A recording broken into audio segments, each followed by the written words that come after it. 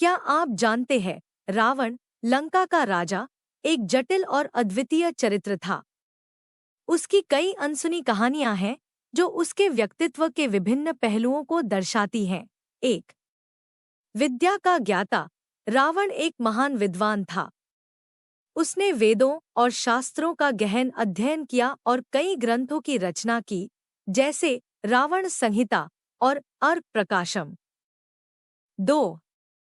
शिव तांडव स्तोत्र। रावण ने भगवान शिव को प्रसन्न करने के लिए शिव तांडव स्तोत्र की रचना की। यह स्तोत्र उसकी भक्ति और ज्ञान का प्रतीक है। 3. 10 सिरों का रहस्य। रावण ने भगवान शिव को प्रसन्न करने के लिए अपनी 10 बार सिर काटकर तपस्या की। शिव ने उसकी भक्ति से प्रभावित होकर उसे 10 सिर का वरदान दिया। 4. कुबेर से संघर्ष। रावण ने अपने सौतेले भाई कुबेर से लंका का राज छीन लिया। कुबेर ने रावण को चेतावनी दी कि उसका पतन निश्चित है। 5. सुरपंखा का अपमान।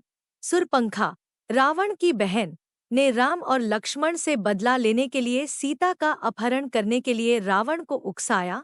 6. वेदवती का श्राप। जब रावण ने तपस्विनी वेदवती को परेशान किया तो उसने उसे श्राप दिया कि वह उसके विनाश के लिए पुनर्जन्म लेगी। वेदवती बाद में सीता के रूप में प्रकट हुई। 7. यज्ञ की तैयारी।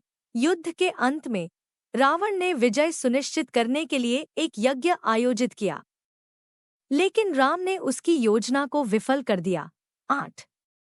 आत्मा का संरक्षण।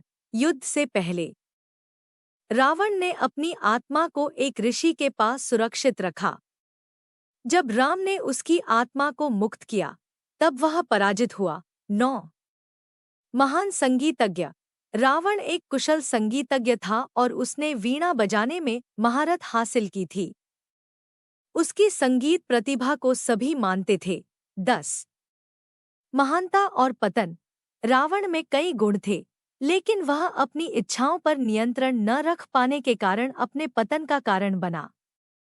युद्ध के समय उसने अपनी बुद्धि का सही उपयोग नहीं किया, जो उसकी सबसे बड़ी खामी थी।